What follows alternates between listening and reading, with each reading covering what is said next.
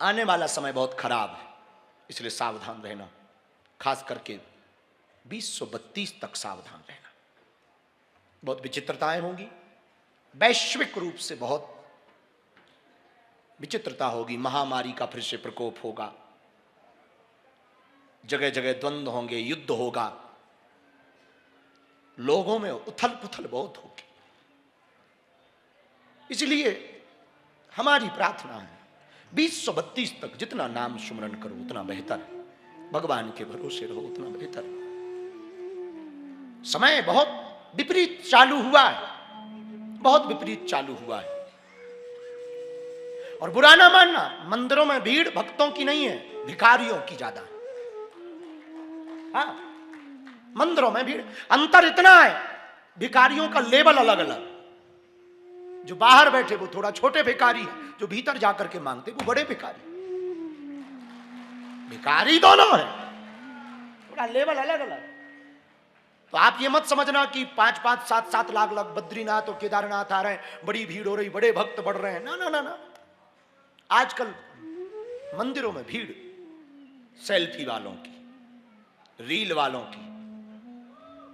Reel वालों के चक्कर में रियल वाली भक्ति गायब हो गई। हाँ, वास्तविक भक्ति गायब हो गई। आजकल जिसे देखो वो नचनिया और नचना बन रहा है रील पर। खैर छोड़ो उनका अपना विषय, कम कैसे ही ठीक है। तुलसी मेरे राम को रीझ भजो या खीज, खेत पड़े को जाम है उल्टो सीधो। कैसा ही सही भज तो रहे, कम से कम बद्रीनाथ आ तो रहे, भला है। आते रहो महाराज पुरुषों, खूब रील बनाओ, आओ आओ बनाओ, सेल्फी लो लो लो, तुम लोग भी लो लो लो, मोबाइल निकालो, ले लो ले लो, क्या जाता है, कौन सा हमें काला पड़ जाना है, लो कोई दिक्कत। हाँ हाँ बनाओ माता, बनाओ बनाओ बनाओ बनाओ बनाओ बनाओ, हाँ निकालो, चलने दो, अच्छा है। गोस्वामी जी कहते हैं, लिटा नाम जपौ जग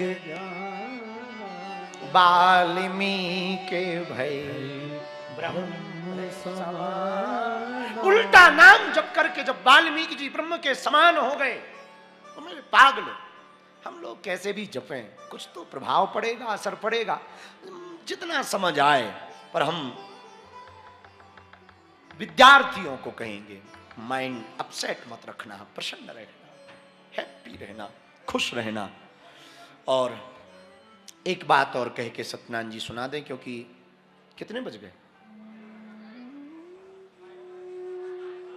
5 बजे, कोई ज्यादा टाइम नहीं हुआ। तुम्हें कोई काम है, रोटी वोटी बनानी, तो मैं बैठो, क्या करना है, हमें भी कोई काम आम नहीं है। लंगर है, हाँ यहाँ लंगर चल रहा है, प्रसादी ठीक मिल रही ना, वाह बहुत बढ़िया, जलवा तो तुम्हारे ही है, खाओ और गाओ, वाह बहुत अच्छा है, आनंद, खाओ और गाओ, खाओ गाओ और जाओ, ठंडी बहुत है तो जाओ, पर अच्छा आनंद है, अलग आनंद है, जियो। तो मेरे पागलों, हम जहां थे वहां वापस आते, कोठी में रहो पर कोठी तुम्हारे अंदर ना रहे, जगत में रहो पर जगत तुम्हारे अंदर ना रहे। अब आप कहो कि इसका कोई उपाय बताओ कि हम जगत में रहें और जगत के ना रहें। हाँ उपाय है, अब तो मॉइस्चराइजर लगाने लगे आप लोग, हम लोग, सब लोग ज्यादा। पहले के जमाने में कड़ुआ तेल लगाते थे, कड़ुआ तेल जानते हो, कढ़ाई का बच जाए, सरसों का मीठा तेल, ये लगाते थे पूरे शरीर में, और वो ठीक भी रहता था, स्किन को ठीक रखता था। पर एक बार हमारे साथ उसकी एक घटना हुई, उससे उदाहरण से तुम्हें बात समझ आएगी कि हम क्या कहना चाह रहे हैं। हमारे बरसात का मौसम था, तो गांव में जहाँ दादाजी की झोपड़ी थी, गुरु के पास जहाँ हम रहते थे, 9-10 साल की हमारी अवस्था थी। तो बारिश बहुत हुई एक दिन, तो सामने पहाड़ी के नीचे से जहाँ से निकलते हैं वहाँ पर खूब पानी भर गया। तो हमारे गुरु ने कहा कि एक काम करो कि फावड़ा जानते हो ना, फावड़ा ले जाओ और थोड़ी सा रास्ता बना दो ताकि पानी निकल जाए। तो हम जब जाने लगे तो हमारे गुरु ने बुलाया, इधर आओ। तो बुंदेलखंड में बेटा को बिटवा कहते। क्या कहते? बिटवा। बिटवा इधर आओ। हम कहा जी बाबा। सुनो, पैरों में सरसों के तेल की मालिश करो और चिपुड़ के लगाओ। चिपुड़ के मतलब खूब लगाओ। तो हमने कहा ठीक है। तो हमने सरसों का तेल उठाया, खूब चिपुड़ के लगाया। जल्दी थी तो हमने कारण नहीं पूछा, नीचे आए, पानी का वो रास्ता ठीक किया। 20-30 मिनट बाद हम वापस आए तो हमने अपने गुरु से पूछा कि जब हम जा रहे थे, नहाने के बाद, भारत में एक परंपरा है कि नहाने के बाद शरीर में तेल या मॉइस्चराइजर लगाते हैं, लेकिन जब हम नहाने जा रहे थे, पानी ठीक करने जा रहे थे, तब क्यों लगवाया? तब हमारे गुरु ने कहा, बेटा पैर में सरसों के तेल को चिपुड़ लेने से पानी शरीर में अंदर नहीं सोखता है, बाहर का बाहर हो जाता है, सोखता नहीं है, ठंडी से बच जाओगे। तब हमें एक ज्ञान समझ आया कि जगत में भक्ति को यदि चिपुड़ लिया जाए मन के ऊपर तो संसार अंदर नहीं बैठेगा। अंदर यदि हम भक्ति को बैठाना चाहते और वो बाहर निकले ना, वो संसार अंदर जाए ना, इसका एक सूत्र है, भक्ति का लेप चिपुड़ लो। मीरा की तरह महलों में पड़ी बन के जोगन चली, मीरा रानी दीवानी कहाने लगे, ऐसी लागी लगन मीरा हो गई मगन, वो तो गली गली हरी गाने लगे, ऐसी लागी लगन, लागी लागी रे लगन, लागी लागी रे लगन। मीरा के जीवन में भक्ति का रस चढ़ा। मीरा ने नहीं देखा, पति ने कई बार समझाया, नहीं मानी मीरा, परिवार ने समझाया, नहीं मानी मीरा, और मीरा को प्रेम भी एक पल में हुआ। याद रखना, एक धक्के की जरूरत है और एक धक्का लगानी कि भक्ति जगी। कई लोग हमसे पूछते कि बार बार सत्संग क्यों सुनना चाहिए, पता नहीं कब धक्का लग जाए। जर्मनी का एक राजा का राजकुमार हुआ बेटा, जर्मनी की घटना है। राजा बहुत पहुंचा हुआ था, बड़ा राजा था, एक ही बेटा था, लेकिन बेटा बड़ा निकम्मा था। किसी कारणवश राजा अपने बेटे से नाराज हुआ तो पहले के जमाने में राजा अपने बच्चों को देश निकाला कर देते थे, निकल जाओ, मेरे साम्राज्य में मत रहना, देश से बाहर हो जाओ और मुंह मत दिखाना। बेटा भी राजा का था, स्वाभिमानी था, वो निकल भी गया देश से बाहर, दूसरे तीसरे देश में गया। अब करे क्या? राजा के राजकुमारों को काम क्या है? जो चांदी की चम्मच लेके पैदा हो, वो भला स्किल डेवलपमेंट क्या सीखे? तो एक ही काम आता, भीख मांगना। हाँ, जो बहुत बड़े आदमी बहुत सुविधा में जीता ना, और एकदम से सुविधा खत्म हो जाए, बड़ा डिप्रेशन में आ जाता।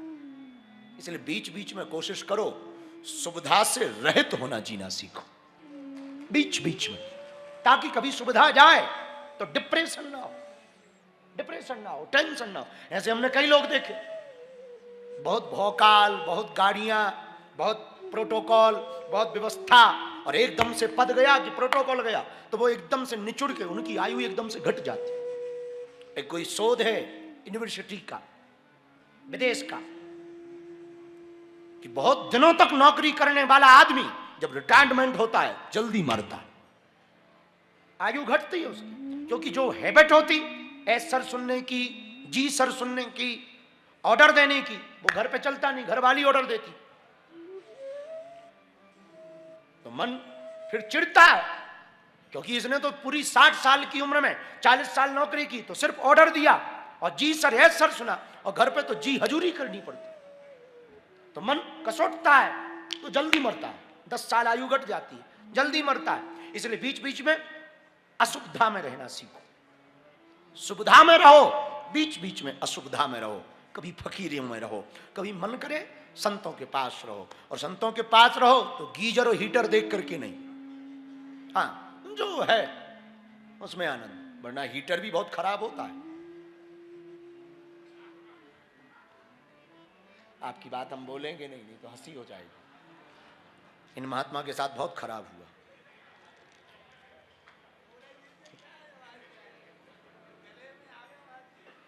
बहुत खराब हुआ। ये सुबह सुबह फ्रेश होने गए, जहां हम रुके वहीं गए, नीचे वाले कमरे में उसकी पाइपलाइन गीजर से जोड़ दी। वो जो स्प्रे होता ना,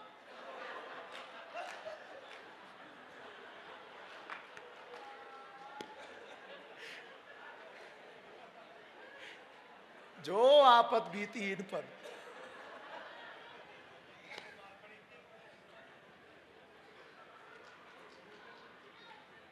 राम राम राम। जो आपके साथ हुआ वो किसी के साथ हुआ। इसलिए कभी कभी ना अशुभ धाम में रहो। कैसे रहो? अशुभ धाम में, शुभ धाम में, अशुभ धाम। तो जर्मनी का राजकुमार, राजा का राजकुमार का जब देश का निकाला हुआ तो वो दूसरे राज्य में गया तो करे क्या? भीख मांगी। अब 1-2 साल तो ठीक है, उसको 20 साल हो गए। वो भूल भी गया धीरे धीरे कि हम राजकुमार हैं या हमारा बाप राजा है, वो भूल भी गया। इधर राजा का बुढ़ापा आया तो राजा ने अपने मंत्रियों को कहा कि कैसा भी है तो हमारा बेटा, वो बहुत पहले निकाल दिया था, अब तो उम्र उसकी 40-42 साल हो गई होगी, अब तो शायद उसको कुछ समझ आ गया होगा, बुद्धि आ गई होगी, और एक काम करो, मेरे मरने के पहले मैं चाहता हूं कि उसको युवराज बनाऊं, और भला जैसा भी है तो खून वही बनेगा राजा, दूसरों के बनने से तो बेहतर है कि वो बने, तो जरा खोजो। तो मंत्रियों की टोली राज्यों में खोजने निकली। कई महीनों बाद उसको खोजा गया तो एक मॉल के बाहर भीख मांग रहा था, और भीख मांगता हुआ खड़ा था। कि मंत्री गए तो मंत्री पहचान गए, और वो भी पहचान गया, 20 साल की उम्र में निकला था तो याद था, वो भी पहचान गया। तो मंत्रियों ने बात दी, कही कि आपके पिता ने बुलाया है और उनकी अवस्था ढल गई है और शरीर काम नहीं कर रहा, पता नहीं कब शरीर चला जाए, तो आप कृपा करो कि चलो और साम्राज्य संभालो। इतना बोला नहीं कि उसने कटोरा फेंका और रथ पे बैठा, पैर के ऊपर पैर रख करके बोला, सुनो पहले मेरे नहाने का इंतजाम करो, और सुनाओ कपड़े लाना और नए लाना। मंत्री चौंक गए कि 5 मिनट पहले तक जो 2-2 पैसा मांग रहा था, एक पल में वो बदल गया। तो किसी ने शोध करके कहा, भिखारी वो था नहीं, था तो राजकुमार, भिखारी बना था। एक धक्का लगा कि उसका राजस जाग गया, उसके अंदर का वो राजपन जाग गया। एक धक्का लगा कि वो, तुम देखना कभी भी कितनी भी अंग्रेजी सीख लो, कुत्ता पीछे पड़ जाए तो हट हट ही बोलना पड़ता है। हाँ हाँ हाँ, तुम कितनी भी अंग्रेजी पढ़ लो, how do you, how are you, I am not better than you, you जो भी पढ़ लो, कुत्ता पी हट, तभी काम चलेगा। और एक बात और, हमारी एक्सपीरियंस की हुई, खुद की एक्सपीरियंस कहते हैं, है? अंग्रेजी ठीक है जिंदगी? हाँ, हमारा अनुभव किया हुआ। आदमी जब भी गुस्सा में गाली देता है अपनी भाषा में देता है। हाँ, कितना भी वो ज्ञानी हो जाए, कितना भी वो ज्ञानी हो जाए, जब भी वो गाली देगा ठठरी के बल। हमारी भाषा है और तुम अपनी में देते हो, सबकी अपनी अपनी है। जब भी तुम गाली दोगे तो वो एक धक्का लगता है, और गुस्सा जब भी चढ़ती है तुम अपनी मूल भाषा में, कितने भी बनावटी बने रहो, बहुत बढ़िया समाज बैठी हो, इंग्लिश में बात चल रही हो, नॉलेज की बात चल रही हो, ज्ञान की बात चल रही हो, अच्छे अच्छे शब्द बोले जा रहे हो, बड़े बड़े शब्द बोले जा रहे हो, लेकिन उसी बीच में कोई पैर रख दे, पैर के ऊपर पैर रख दे, वो तुम्हारे कपड़े खराब हो जाए। पर जो भाषा तुम्हारी निकलती ना, वो तुम्हारी असली होती है, असली होती है। ये अंदर एक धक्का लगा नहीं कि आप असली पहुंचे। तो सत्संग क्यों सुनना चाहिए? सत्संग इसलिए सुनना चाहिए, कथा का कौन सा शब्द तुम्हारे दिल में ठोकर मार दे और भक्ति जाग जाए, हो तो तुम सदा सदा के भक्त। आदि जगत गुरु शंकराचार्य कहते, पुनरपि जन्मम पुनरपि मरणम पुनरपि जननी जठरे शयनम। यह संसारे बहु दुस्तारे। पुनः जन्म लेना पुनः मरना ये जीव का सिद्धांत है। इस बात की पुष्टि रामायण में गोस्वामी जी ने भी की। जो जन्मे सो निश्चय नासा।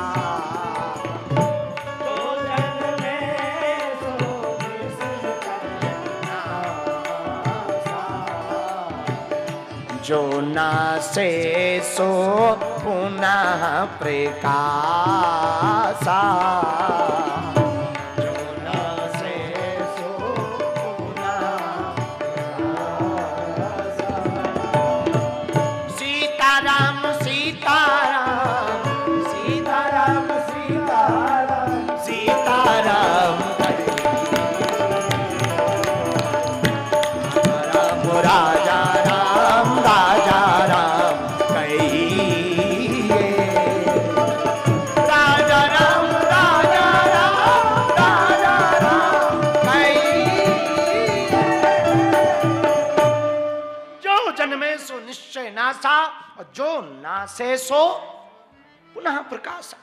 पुनरपि जन्मम पुनरपि मरणम पुनरपि जननी जठरे शयनम। और भागवत में भी इसका वर्णन है। कौमाराचरेत प्राज्ञो धर्मान भागवता नेहा। दुर्लभम मानव समुदय है। मनुष्य तन दुर्लभ है लेकिन कुछ ना कुछ तुम बनोगे ही बनोगे, ये पक्का है। आज मनुष्य बन गए, अब अगली बार जैसे कर्म करोगे वो बनोगे, पर बनोगे ये पक्का है। बार बार जन्म लेना, बार बार मरना, ये क्रम अनवरत सतत चलता रहेगा तब तक जब तक ये जीवात्मा परमात्मा की नहीं हो जाएगी। और तुम परमात्मा के हुए, ये चक्र तुम्हारा गया। इसलिए मेरे पागलों सदैव सत्संग से जुड़े रहो। किससे जुड़े रहो?